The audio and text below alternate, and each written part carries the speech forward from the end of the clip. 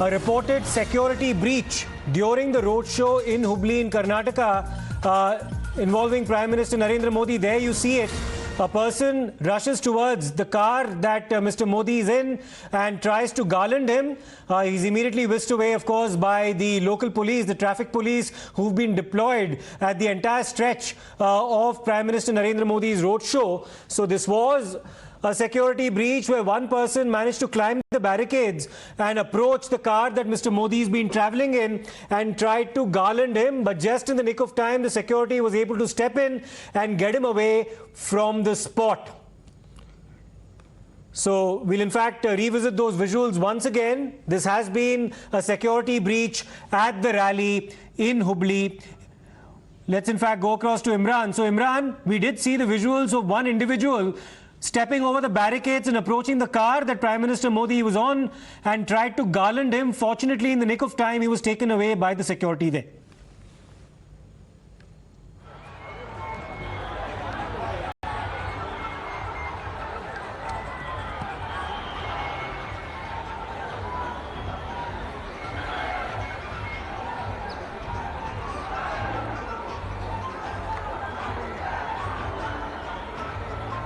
Well, absolutely, Siddharth. There is outpouring of support and love for the Prime Minister, but this could have been also very dangerous if someone was had with evil intentions, and it's part of the security that, despite whatever it is, they have to ensure that nobody comes to the Queen's cavalcade, and this was a security breach. And probably the police will explain what happened and whether this person just wanted to garland the Prime Minister, or whether there was any other security breach. But as of right now, from the visuals, it's clear that he wanted to come near the Prime Minister personally, give the garland to the Prime Minister, but he was immediately whisked away by the Hubbali police, and most probably they'll be questioning him, and probably will expect a statement later from the Hubbali police as to what happened. But you see the lot of support and enthusiasm among people there for the Prime Minister, and everybody wants to come closer to the Prime Minister personally.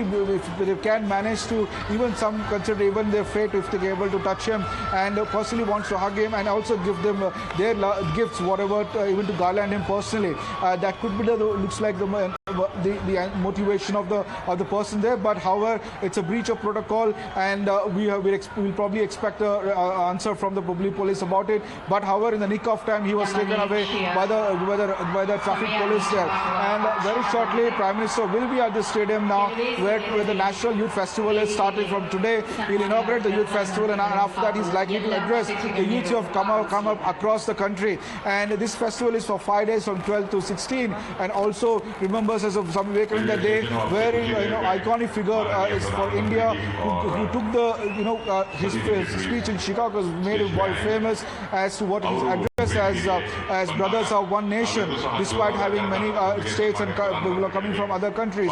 So Swami Vivekananda's stature, and today is also National Youth Sports Festival Day, and the Prime Minister is going to be inaugurated. So a lot of support outpouring, and we have been taking voices from across states who have gathered here, youths from across states who are gathered here, from Rajasthan, from Bihar, from Andhra Pradesh, from Telangana, and also from youths from Karnataka, who have different expectations from the Prime Minister, but all concerning towards youth, and all are even eager and happy to listen to the Prime Minister and to see him, and some seeing it for the first time. Some even said that they're bunking their classes, and some even have exams tomorrow, but they have come here out of their enthusiasm and to see the Prime Minister here today, despite having exams, despite having their other their busy schedules. They have come here midway to see the Prime Minister at this sports stadium in Hubbali. Short while from now, his cavalcade will come here to this thing. Union ministers are there, former chief ministers of Karnataka are there, and also many of the political leaders from this across constituencies on the Hubbali and Dharwad are here. Yes. And of course, lakhs of supporters and party workers are also here, galvanized by the Prime Minister's presence here, which they expect not only enthusiasts, the party workers, but also the voters of this constituency. Prime Minister, like Home Minister said, will be the face of the elections in Karnataka, and his popularity, especially in North Karnataka, which is considered the bastion of the BJP, will help the party in electorally, and both more in terms of electorally, right, because the state is heading for elections. Anticipation building up before the arrival of the Prime Minister at the venue for the launch of the National Youth Festival, but there was a security breach. Let's in fact take this across to the former DGP of the UP Police, Mr. Vikram Singh, who joins us as well. Mr. Singh, there was one spectator who tried to in fact cross the barricades. He managed to do so successfully, and he approached the car where the Prime Minister was travelling and tried to garland him. He was taken away right in the nick of time, but this is a security breach that one must in fact take remedial action against. Absolutely, this is a security breach and should have been addressed then and there itself. There should have been a backup for a backup for a backup. This is just not acceptable. There are clear-cut instructions, SOPs, and a roadmap for PM security. There was a horrible breach when the PM last January was in Punjab. I do hope that action shall be taken on the negligent police officials there, but this is certainly not what one would have desired for the PM. A breach of this type can have disastrous consequences, and indeed, there should have been a better backup and a reinforcement where there was a person unknown, unsanitized, with a garland that is unsanitized, and he is able to reach the Prime Minister, is nothing short of an unmitigated disaster. In fact, that was a fairly close shave. Of course, he might have had noble intentions in trying to garland the Prime Minister, but nevertheless, this is a security breach. Colonel Arasan Singh is also with us. Colonel Singh, we did see this happen in the state of Punjab at the start of last year, and the Prime Minister's office took strong exception to it, raised it at the highest level with the state government in the state of Punjab as well. Here as well, we did see a person trying to garland the Prime Minister. Fortunately, he was taken away right in the nick of time, but nevertheless, a serious security breach, sir. No, give me 2 minutes. Yes. Firstly, there has been several attempts, or any number of attempts, on life of Mr. Modi ever since he became Chief Minister. Some of the, and later on as Prime Minister, some of the attempts were, had the sanction of the state. I dare say that. For example, Ishrat Jahan. I mean, you saw the behavior of the state. I mean, she was a known LAT operative, and then, of course, then there was this attempt in Patna where I was very much present. And then you have which you quoted, the incident that took place in Punjab. But sorry to say, I mean, all these, whether it is Prime Minister security, your security. We all are dependent on the Home Ministry of the country for our collective security and as well as personal security. Therefore, I mean, in the Punjab case, I was shocked that an inquiry that should have been carried out by the Home Ministry, the courts did not allow the Home Ministry to proceed with that inquiry. They said, they said that no, we will supervise the inquiry, and then at the end they just named the superintendent of police. Is this the way a country functions? What happens? Who will decide when it comes to the security of the judges? Look, we are in a democracy. Today this government will go, that government will come. There will be a Home Minister. Is it the job of the judiciary to employ a commission, to constitute a commission to inquire into as to what are the threat perceptions of the Prime Minister? I mean, you mean to say that the rest of the country does not have brains? That is one. And second, this this garland of bullets has become very old. Ask the Congress walas. Does the garland of bullets remind them of something? Were there any inputs? A garland of bullets 8 months before Rajiv Gandhi was killed. Just ask them. Just ask them this. And also let me tell you, you may not like it and the country may not like it, but we are a land of continuous political assassinations. Right from the time we got independence, we lost one figure after another very mysteriously. The mysterious disappearance of Lal Bahadur Shastri, followed by the murder, I dare say again, murder of Lal Bahadur Shastri, then assassination of Mrs. Gandhi, then assassination of Mr. Rajiv Gandhi, and then a string of mysterious deaths.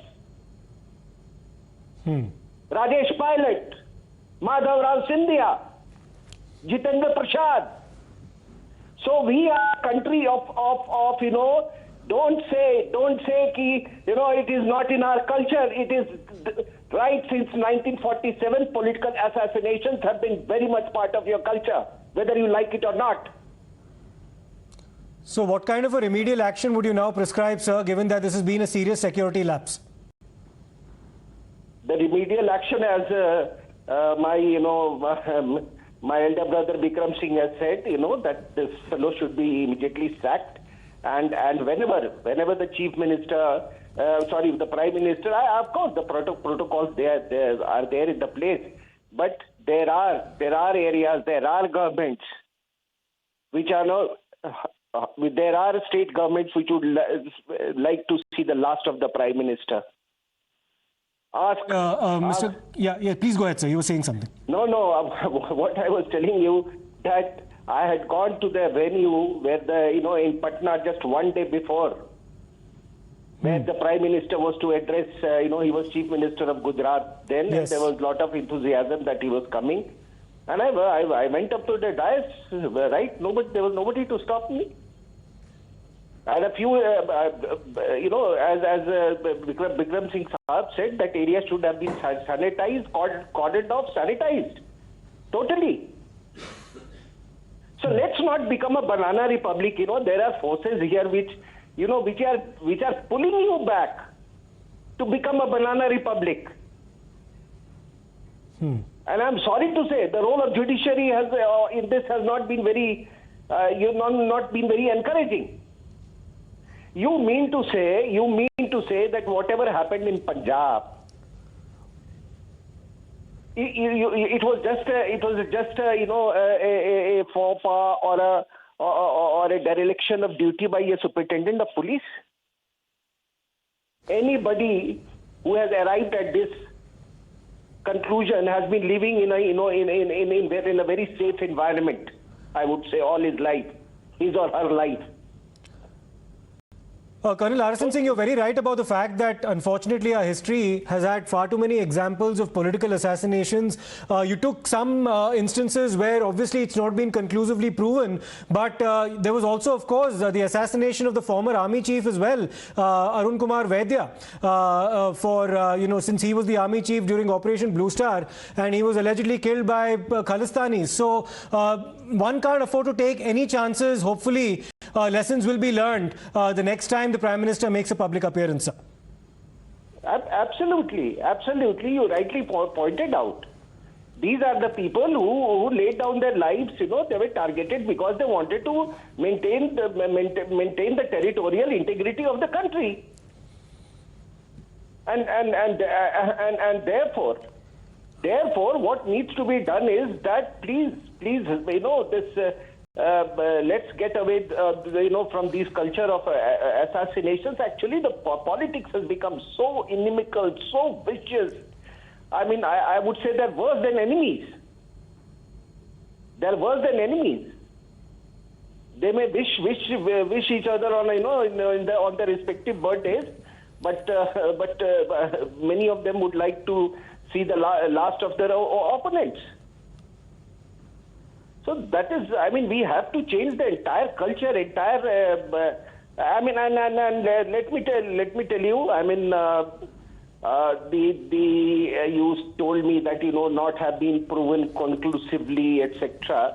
Tell me which political assassination in the world has been so-called proven, proven decisively, including the assassination of John F. Kennedy. So many American presidents have been assassinated. Or elsewhere in the world, or elsewhere in the world, it was very normal for the CIA to opt for, or CIA and KGB to opt for this kind of a route, for their strategic for the strategic benefits or strategic objectives. It will never be proven. It will never be proven. In Pakistan, has anybody been punished? Look at your neighbor. They wanted a separate. If I may just have your indulgence, Colonel Arasan Singh, if I could ask you a political question. Because when the security breach happened in the state of Punjab, we did have ministers from the BJP holding press conferences and calling for accountability on the part of the Punjab government. The Punjab government at that point in time was being led by the Congress party. Right now you have a situation in Karnataka where the ruling dispensation is the BJP. At the centre you have the BJP. Do you expect the centre to be taking the state government to task, if at all there's been a lapse, with the same kind of intensity that we witnessed in the state of Punjab? So it's a slightly political question, but I have to ask you that. No. When it comes to the life of the Prime Minister, a state government does not matter. Okay. The life of a state, and you see the visuals. Kindly show it to your viewers, the visuals of the Prime Minister's visit to Punjab. And it was, had he crossed that bridge, and it is not that the Prime Minister did not know. It is it is not that the Prime Minister was not being fed. Yes. With constant information, he has his own channels. But I was surprised that when the Ministry of Home, when it started to investigate it, there comes their lordships and say no, we will investigate, and then says no, it was a dereliction of duty by a superintendent of police. That was the end. And then if something happens to the honourable judge, then what will happen? Then whom they will hold responsible? The Chief Justice of India. Then he will conduct some sort of inquiry. I mean, there is a government in the day, which is entrusted with the task of securing all of us. Why do you want to vitiate the machinery?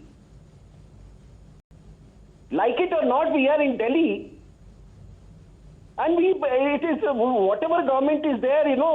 Today it is Aam Aadmi Party government. Tomorrow, yesterday it was some other government. Tomorrow there will be other government. Yes. But the Delhi police as an institution will remain. Are we bigger than the institution? This is what is called a steel frame that protects you and me. Right.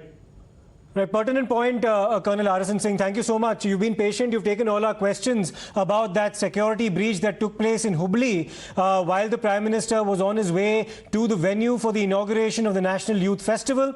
He's reached the venue now. He's seated alongside the Chief Minister of Karnataka, Mr. Basavaraj Bommai. But on the way to the venue, there was, of course, a security breach where a man dressed in red appears to have crossed the barricade and tried to Garland Prime Minister Narendra Modi. The SPG stepped in right in the nick of time, and the man was whisked away and taken, and in fact he was passed over to one of the traffic policemen who's standing guard.